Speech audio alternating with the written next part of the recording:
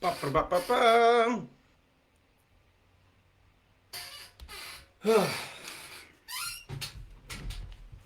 Let's see. Okay, everybody. There we go. Now we're live.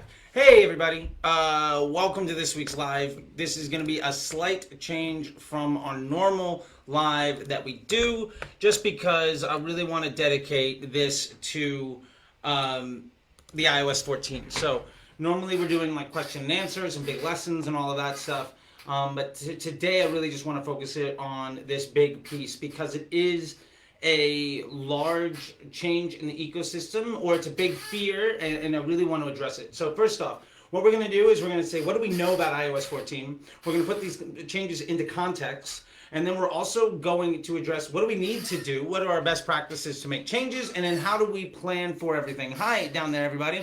I see you on by the way, I'm primarily talking to the Facebook Live video because this will live forever. But if you're on Periscope, thank you, and please tweet at me all the questions that you have, and I'll address them all of this after the live. So want to make sure that everybody's getting it. If you want to ask questions during the live, I recommend that you join the Facebook group. It's Facebook Disruptor, Ads and Bots, Sexy Tips and Tricks and Tactics by Charlie T. Follow me also on Twitter at CT the Disruptor. Shout out to also at The Porch Online, my show with Rabba.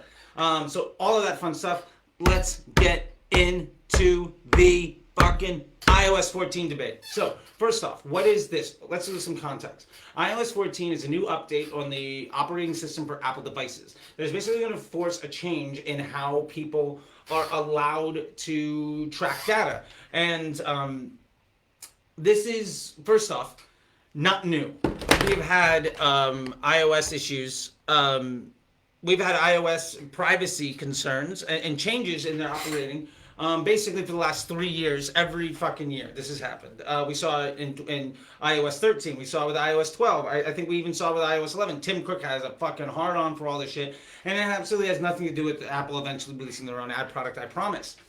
It's also like a wink wink nudge nudge kind of thing, right? So anyway, with all that being said, what this is ultimately going to do is restrict the amount of data that we're allowed to pass back and forth through Apple apps. Now, people might say, well, I'm not using an app, I'm just using Facebook. But remember, Chrome and Safari and your browsers and the Facebook app itself is an app that people use. So very much this will apply to everybody using an iOS device. Now, a place where I was wrong is in that Facebook's solution is to basically be compliant with Apple, which is going to force them to change how they're tracking data across everything. So we are going to see a fundamental change in a shift in how data is collected across all devices, whether it's an iOS 14, 13, Android, laptop, iPad, Fire, whatever. You're going to see differences there. So that is something to understand. This is a fundamental shift in how the data is collected. But I'm not scared. You shouldn't be either.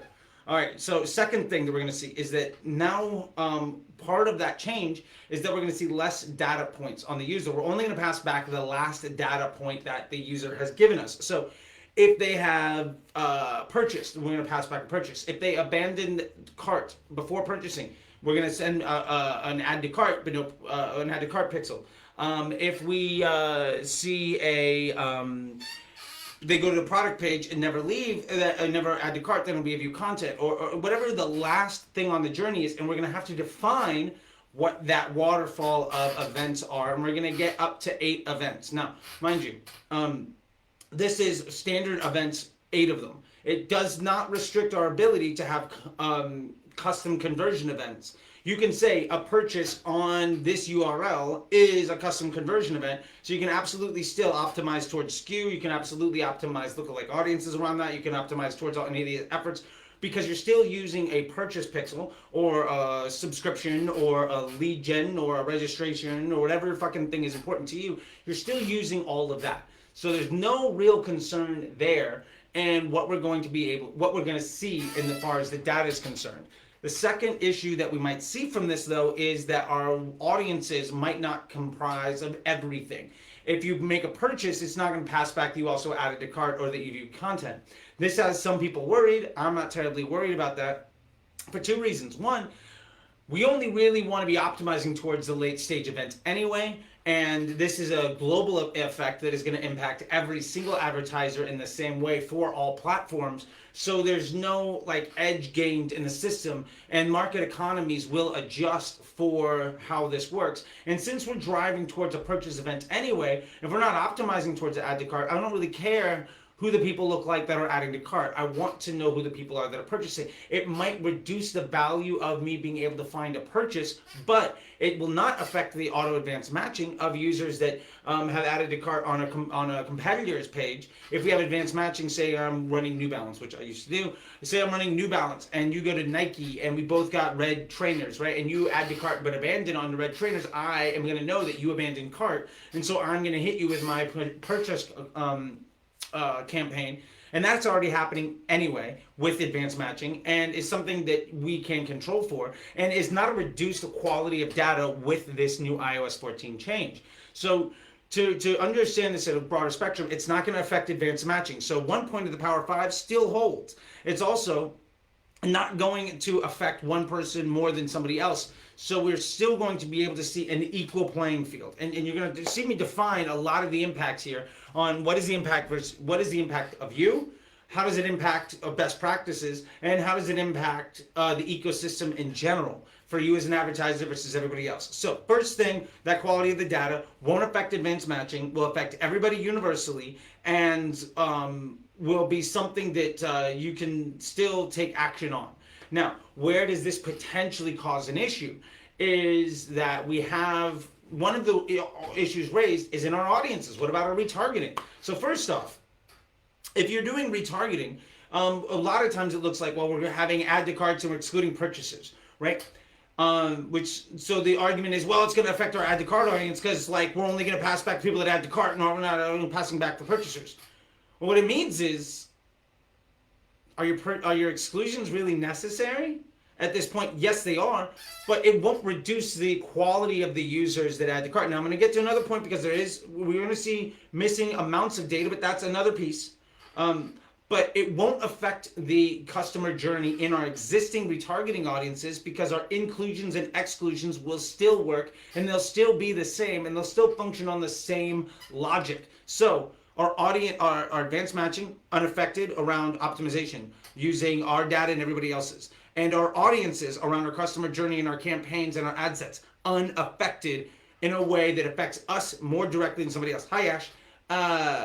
So those two things, not a worry, don't be concerned. You can do business as usual. As long as you're currently following best practices, you're going to continue to be okay. Third thing that people are saying, which is very true, is that we are going to see some elements blocked. There are going to be events that people block because you're going to have this ability to opt out. Now, that's already occurring. And there has been an increased rate of opt-out and blocking and ad blocking and people not passing their data more and more every single year. This is a trend that happens on a consistent basis, and the impact that we're going to see now may escalate some of that rate, but we're already seeing that Facebook is already underreporting stuff of people, even if they click on Facebook and buy in the Facebook app in that session. It's not always being attributed if they have an ad blocker on or for some other reasons of privacy. We saw this also with California with the CCPA, and what happens is Facebook diverts the media towards places where people are converting. A lot of times, especially for those that were really paying attention when the CCPA happened, which was the California Consumer Privacy Protection stuff. California wasn't passing back any data unless the person opted in to being able to show that data. Now, what happened is we saw these banners appear on websites where basically you couldn't even use the website unless you accept cookies or something like that, in which case the blocking had effectively no impact. Also, we see situations where when that occurred, what Facebook did was it diverted budgets to other regions. And if you go back and you look at June, July, August, and when this had this huge worry, the end of the fucking world because CCPA happened, our performance wasn't really affected because Facebook diverted to other inventory that worked. We may have seen some clips or some issues, but unless you go back and actually look at delivery by region and identify where your issues were, you probably still saw good performance. And if you do go back and look at regions, what happened is we saw that delivery was routed from California to other states, which is what is going to happen here as well. People that block data are going to send back less data, which means the system is going to optimize where it can find the efficiencies on data that it does have. So with all this being said, if people are opting out one place of sending their data back, then they're going to represent a smaller portion of the data pool that we are looking at to optimize delivery towards. So we're just going to start spending money and sending ads towards users in a place where we do collect the data because they have been defined as efficient enough for us to optimize to. The TLDR on all that shit is if iOS 14 people are opting out, we're going to spend less money on the iOS 14 people that have opted out. So ultimately, the system will just adjust to showing people ads where they're going to be successful. And this is going to be on all of their devices, and anybody that just is like, fuck it, I want to actually use the e-commerce store, so accept cookies and move on. And the vast majority of users are basically opting in to tracking or opting out of the blocking when they land on the store. So again, on this case, yes, there's going to be increased blocking and reduced volume of data, but it's not the end of the world fucking scenario. It is a regular piece on the path that we have seen of lesser and lesser quality of that data. Now, how do we impact this? Let's get to the actionable piece. Now, before I get to that, I do want to also say this is happening to everybody. This is something that will impact you universally. This is something that the system will automatically optimize for if you are using auto placements, auto delivery, and whatever bidding model that you're doing. So that you're basically not trying to force media into one lane, you're just letting the system do its job. So again, if you're following best practices, not a concern for you in that it is nothing, there's no action that you can take that will improve the scenario, and there's nothing that somebody else is doing that's going to put them in a better place than you. So don't worry about it. Continue business as usual, spend where you're winning and pull money back where you're losing, and we're going to see this process could just roll out like everything else that occurs. And just like CCPA and iOS 13 and iOS 12, we're going to see slight diminishing rates of efficiency on the platform as the platform reports it. And we're going to see the system shift media dollars to where it sees efficiencies based on what we've defined our business goals. And we're training the algorithm to understand we want to spend money on. That will happen dynamically because, again, Facebook is the single best machine invented by man to create intent at scale with market forces to sell things. So don't worry about it. If you lean into the system, you're going to see better results than if you try to hack it. Because ultimately, trying to hack it means that you're going to. The other response is people might say, well, I'm just going to exclude iOS 14. Well, iOS devices. Well, that's not going to help because you're going to see the same issues on Android devices. You're going to see the same issues on on laptop devices of the amount of data being passed back and forth. Ad blocker rates are going to continue to rise on all the platforms. If you then try to second guess where all that delivery should go, you're basically preventing Facebook from doing it. And in executing that type of strategy, you're abandoning the machine learning of what you have had in an effort to take advantage of a short win in an isolated place that may or may not work out for you. And when you're doing that, ultimately, you're facing this big issue of risking all of your account stability and future success on undermining the platform from doing the thing that you're asking it to do, which is create intent based on machine learning and generate you dollars. So if you want to go that route, I wish you the best of luck. Although we know that every other time we've done that, we've seen diminishing returns, and we have to work really, really fucking hard to get lesser results. And that is just dumb. So I'm not gonna say, well, that's dumb. So don't worry about it. So with that being said, what is a solution here that we need to be worried about? Or what is the solution here that we need to be focusing in on? And this is very much, again, best practices. You should be already targeting broad audiences. If we have lesser data, a volume of data from each customer journey, then we need to drive more volume of data to maintain a level of efficiency on the quality of the inventory of our data set. The way that we do this is by getting into larger audiences, lower CPMs, higher volumes, so that we can get more positive and negative signals into the system. Again, going broad here helps. And on top of going broad here helping, let me also tell you why interest groups and lookalikes are even worse than you might see by shopping around for 20 different interest groups and shopping around for 35 different lookalikes and trying to find the best audience and, pulling fucking lottery tickets hoping to get rich. That issue is going to continue there because those data points are being affected in the same way. So the interest group issues are going to be addressed, are going to be diminished in the quality. The lookalike audiences, you're going to be making lower quality lookalikes because they're based on lower quality data sets, and because you're isolating a smaller piece of a lower quality data set to extrapolate a larger piece to somehow compete with providing Facebook the best opportunity. So again, this focuses even more into the element of Power 5 of account simplicity. The way you're going to win this is by going broad, by getting big audiences, by spending large amounts of money in few amounts of places. Don't heavily diversify your account. Do what I've been at least telling you to do this whole entire time, which is simplify your account as much as possible and focus on single business objectives so you can train the algorithm to understand what your goals are. Either low CPA, maintaining CPA while raising spend, maybe whatever your objectives are. Focus on a primary objective and train the system to understand that that is what you're trying to do, and conduct your tests against your control elements to see if you can improve on that metric. Another side of this that I want to get into is how we're tracking performance. Now, the big bugaboo about all of this is saying, well, Facebook data, we're getting it blocked, so we're not going to get credit for our sales, and then like our system's going to get worse, and we're going to go down in flames. But here's what we've seen is, just because Facebook doesn't see all the results doesn't mean that your Shopify goes down.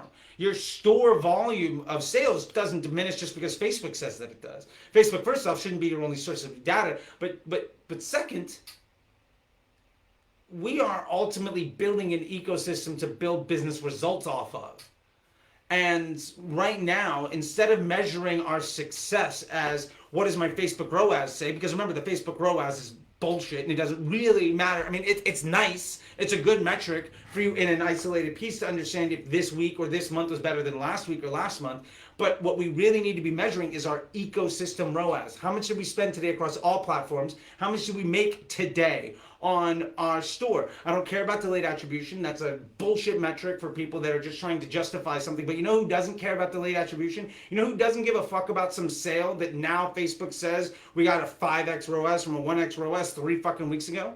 The person spending the money. It's not additional revenue today because of something that happened. Yes, you can say, well, I got more money based on some ad dollar that I spent forever ago, but that's the wrong way of thinking about it. If you're measuring on a one-day post-click, then you will have seen your one-day post-click metric 3 weeks ago be better than it was the day before that. And based on that, you should be able to project good results, which gets us to another point here, is that we are going to be seeing a reduction and the attribution windows. It will no longer be a 28-day click, 1-day view. It's going to be defaulting to 7-day click. And honestly, you should be optimizing towards a 1-day click anyway, if you can, if you're at any amount of scale, because that is the single unit rate of measurement. And if you improve your 1-day click metric, everything else improves as a result. If you really want to get good at your account and be able to make moves and not have to wait 28 days to see if you made a good decision, measure on a 1-day click, understand what that performance looks like,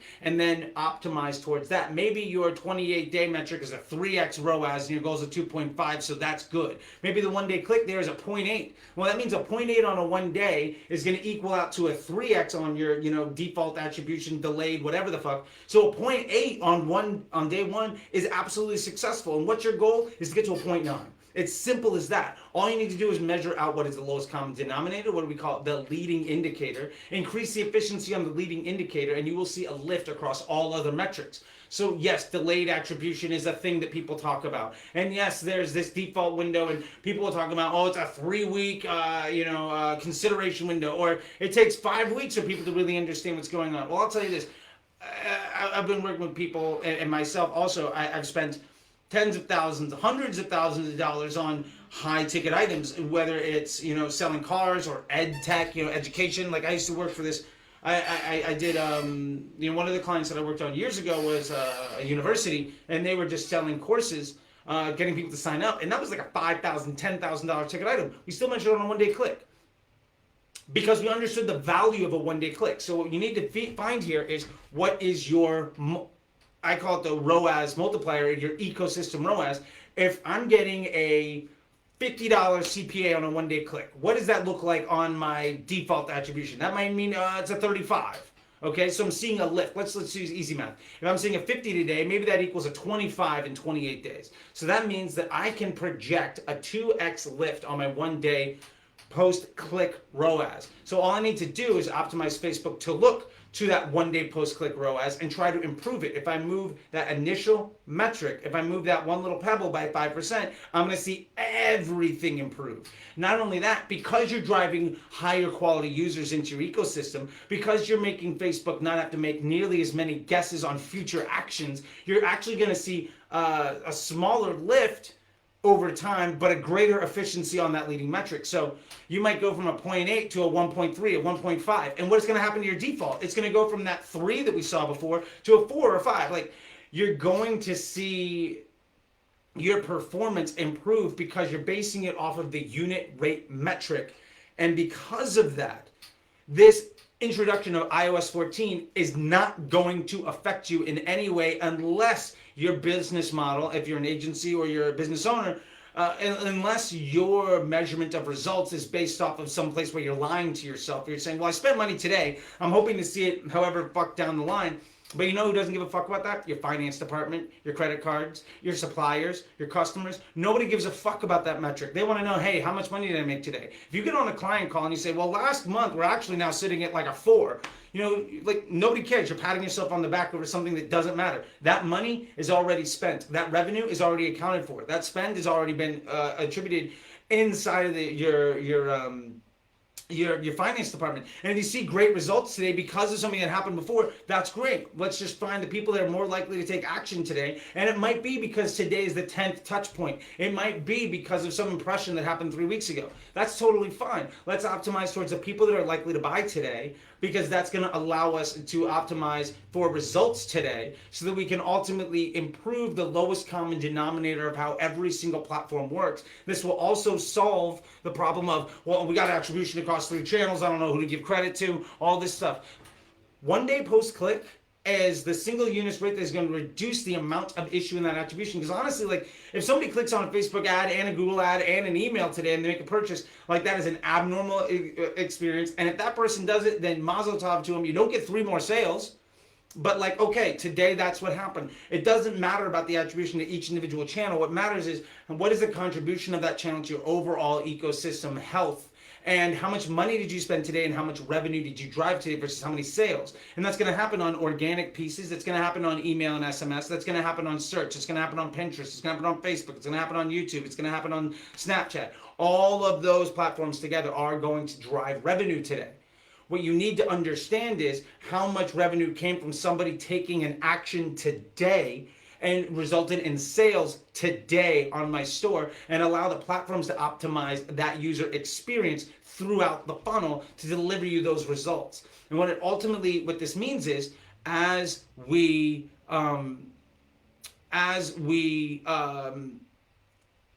to move from this default of a 28-day click, one-day view, it's not actually going to impact negatively anybody who's basing their business success and their relationships with their clients on honesty. Because if you were saying, I spent this much money today, I gave you this much revenue today, you're already setting the bar. Now, if you have this delayed thing and you're trying to figure out, how do I make into the new world, there is a simple path to doing this. And this is something I actually do already on everything that I'm working with. But is understand what that delayed metric is, and understand what your one-day post-click is. And again, like we said, maybe your one-day post-click is a $50 CPA, but after 28 days, it turns into $25 CPA. Well, what is that metric over the last 3 months, over the last 6 months? And define what that, I call it a ROAS multiplier, or understand how that data will mature. And the honest truth is, you're probably going to find that there's a pretty linear relationship. Month over month, it basically is going to see a 20% lift or a 3x lift or whatever that number is. And that way you can say to people, we're redefining what success is because we're changing the measurement. And what this really needs, if you need to establish an example, is you're going from Fahrenheit to Celsius, right? Or maybe Celsius to Fahrenheit. It's 50 degrees here, but it's really only 17 here. They're both true. You're just now going to the unit rate. We're basically abandoning the empirical system, and everybody around the world is going on the metric. And all that means more than anything is that we now have to just tell you, hey, before, when you were happy on a 75-degree day, when it was, you're out by the beach, really that means it's a like 18-degree day. Same exact everything. This is just redefining that language. And that's all you need to do. And then project out what the next months are going to look like. And your only primary focus should be moving your primary KPI on that lowest measurement over the next month, over the next quarter, over the next year, right? That's all that you're doing anyway. So there's not a big scary thing of like, oh, Facebook's underreporting. We don't care what Facebook's reporting anyway, because we understand what our benchmark of success is. What that means now that we've converted Fahrenheit to Celsius. We've gone from a default click, 28-day click, 1-day view, down to a 1-day post click. We understand what that is. We're now optimizing towards that 1-day post click, so we're going to get better and better on that leading indicator.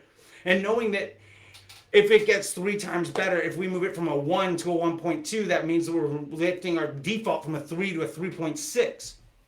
That's still what we're doing. It just means that we're not going to be focusing on this long tail version of that reporting. We're just now going to the 1-day post click, which I've been preaching for years, and I hope that you've been doing anyway. But if you haven't, that's fine. It takes maybe half an hour in Excel. I did this last night myself on something, and it took me 30 minutes or something in Excel to go back over the last 6 months and understand what my reporting was then versus what it is now. And it is very simple to just define what those metrics are, and it will be easy for you to do. And you just optimize towards that, and you move on with your life. So iOS 14 will not be an impact in the success there.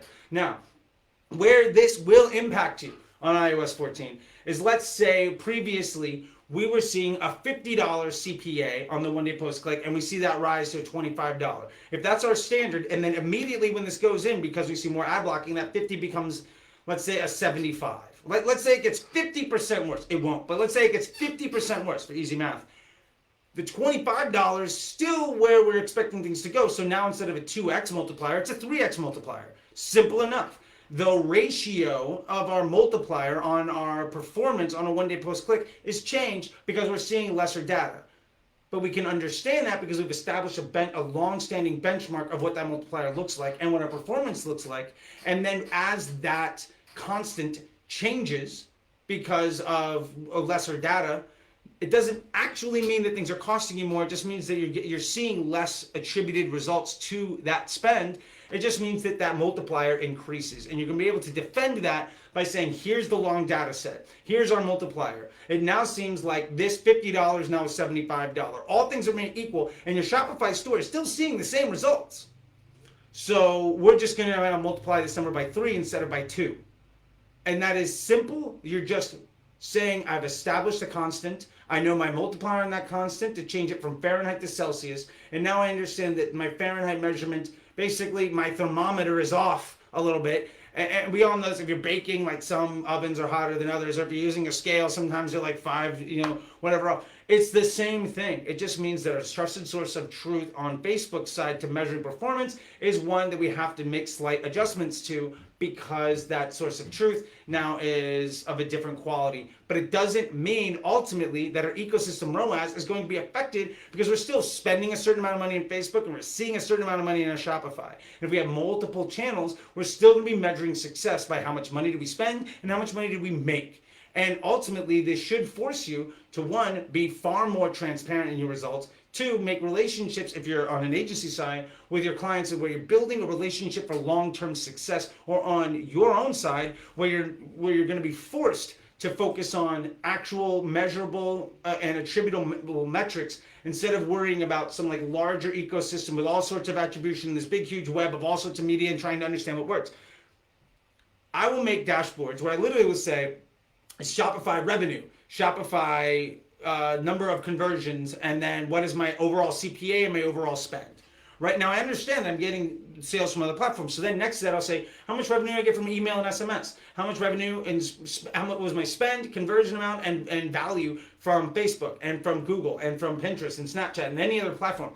And then I'll be able to say what percentage of my spend, what percentage came from each platform, and of my revenue, what percentage came from each platform, and of my total revenue, what is the contribution of each platform to the bottom line. And what we're going to see with this blocking is those contributions to the bottom line are effectively going to remain the same. It's just going to be that the overall contribution to the whole is going to be less. And we're going to be able to see that in black and white very quickly, because maybe before it was 80% of results came from paid media, and then overnight it goes to 40% of results come from paid media. Now we know all we have to do is project a 2x lift over our current benchmarks, because we're seeing a 50% blocking of data. Now that is a doomsday scenario version of the thing, and that is nowhere close to what's happening. I'm just doing that for simple math. It's probably going to be more like 5% or 10%. We don't really know, but every time this has been implemented, it's been a slow growth, and maybe this is a more aggressive one, but it doesn't really fucking matter. So my point to all of this is, if you're measuring an ecosystem ROAS and you understand the contribution by margin by each individual platform, then you're not going to have to worry about lesser reporting of data, because you're reporting, instead of on a default, you're going down to a one-day post-click, which means you're defining your goal across the lowest unit measurement. And as that lowest unit measurement constant changes as the value of that metric, you're going to be able to translate that from, again, Fahrenheit to Celsius in a way that is easily understandable and digestible by anybody that's looking at it, and you've backed that by large amounts of data, so you're constant and you're good to go. And then hopefully you're using this to take best practices in and optimize towards a one-day post-click anyway. That was a long-winded thing, but I wanted to just make sure I drove that the fuck home. Next piece is, and by the way, all of that handles, that last 15, 20 minutes or whatever, handles 99% of the fear-mongering and bullshit that people put out there, and tells you how to solve for it. Again, to review just those pieces: go broad, optimize towards a one-day post-click, and understand your primary KPI and make that better. Understand your ecosystem ROAS and what you are expecting a contribution from your paid media to deliver, and ultimately define success at the store level. Is this month better than last month in overall revenue, in volume of sales? I don't care where the sales are coming from, what the attributed value is. If everything's getting hit, then all we really care about is this month better than last month? And if it is, what did we do this month different than last month? Did Facebook get more efficient this month? Great, so Facebook efficiencies are helping drive stuff. As our offers, I mean, that is an overly simplified version of it, but you're going to be able to understand, what did I change from before? And the result of that change, I will see in my revenue column. And all you need to do is make sure that revenue column matches your business objective, whether it's top line growth, bottom line growth, whatever it happens to be. You need more profit off of the dollars you're spending, or you want more volume of sales. Whatever your goal is, it's easily defined in a dashboard that you can build on Google Sheets in like 30 minutes, and takes $0 in any data or like software to put together, and might take you honestly an hour, 2 hours to completely set up and backfill the last 6 months, and then will take you maybe 15, 20 minutes a day to take a look at. And then based on that, you're going to optimize everything else around one simple thing, because you're simplifying your ad account, so you're not diversifying your spend, so you're sending the most amount of data into the fewest amount of places, and then you're optimizing that for moving one specific variable into a more improved scenario. So your KPI, if it's CPA, you're spending as much money as possible in as few amount of places to get a lower CPA. That's it. All the other bullshit is fancy fucking window dressing. All you're really doing is you're trying to give that data. Now, if I'm going to give a larger scope of what all this looks like, you need to benchmark your KPIs.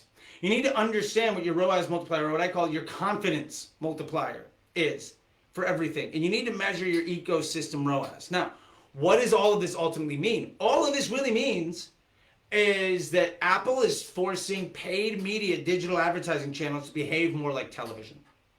That's it.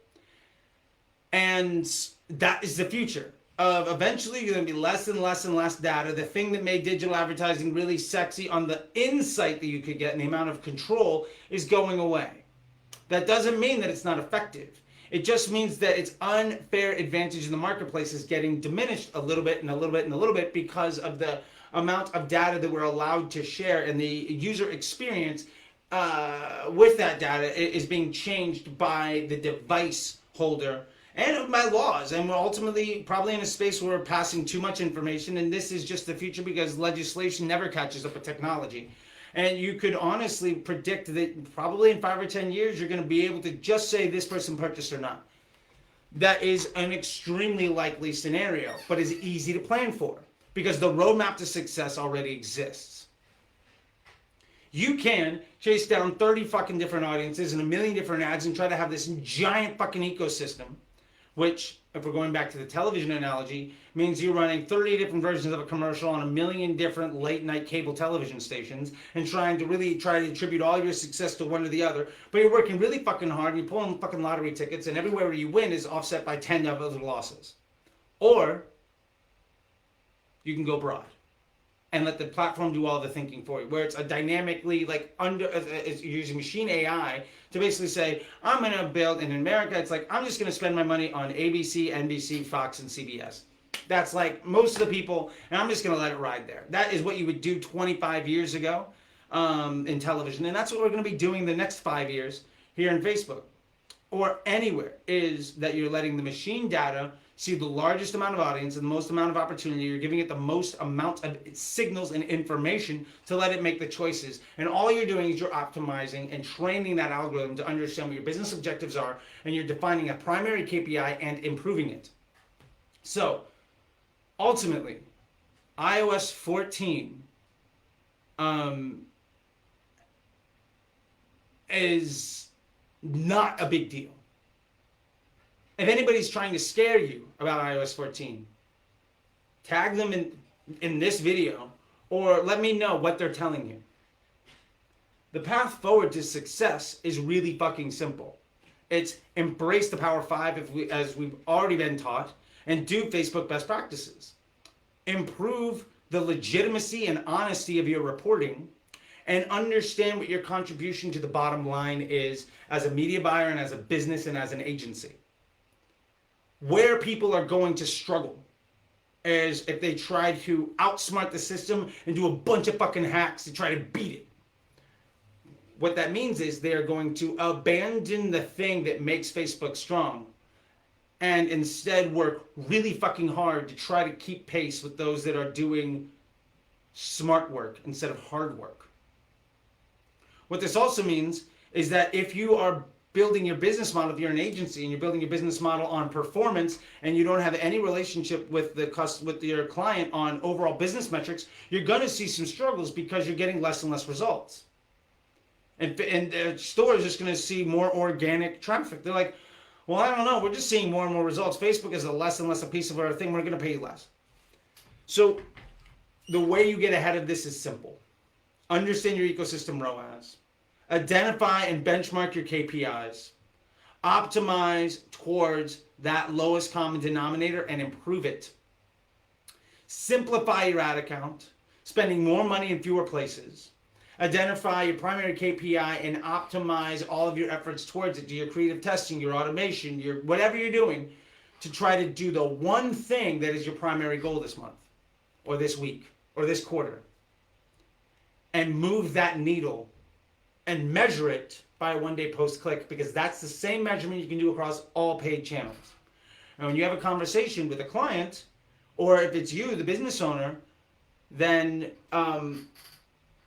your primary objective is to generate either more revenue today for the same amount of dollars, or maintain your profit margin at more dollars spent. So it's either maintaining efficiency or scaling efficiency. So this is all very simple. And anybody that is overcomplicating this, I have not seen very many people try to overcomplicate this that aren't also selling solutions. And I'm giving you the solutions already. Embrace the Power 5, measure on a one-day post-click, and understand your contribution to the margin. Run your Facebook media buying as a part of a business. Understand your business goals, your business contributions, and your objectives. And then do a better job next month than you did this month, and better than last month. If you do that, you're going to be fine. And ultimately understand your ability to hack the system and to work really fucking hard to be smarter than somebody else is going to get diminished and diminished and diminished. If you want to be smarter and you want to be successful, understand that it is no longer about going into the box and getting under the hood and doing a bunch of work, but more about understanding how you can have a solid business relationship with your end goals, whether it's you as the owner or you as an agency for a client. Transparency, honesty, accuracy, and simplicity are your path forward. Outside of that, there's a few things you need to do, like verify your account, make sure you define a couple pieces. There's a couple to-dos. But it's business as usual, man. And if anybody tells you different, fuck them. All right, that is about all I got. So please feel free to ask any questions. And I normally give homework and some other things every week. So in the spirit of being giving, I'm going to just say, instead of a homework this week, just I wish you the best of luck, and I'll give a big discount to anybody that wants to join the Slack channel. Just ask me for 50% off, and I'll give it to you. If you're this far into the video, that'll be the bonus today. No homework, just a giveaway. So anyway, I hope you're doing well. And if any snake oil salesmen are selling you solutions by instilling fear, tell them to go fuck themselves. And I'll gladly be here to help you for free all the time, because us all winning together means that we all win. And at me if you got any questions, I guess. Anyway, hopefully that's helpful. Get a chance to get out of here a little bit early today, but I just wanted to focus it all on iOS 14. So that's it. I'll see you guys later. Bye. Boop, boop, boop, boop, boop.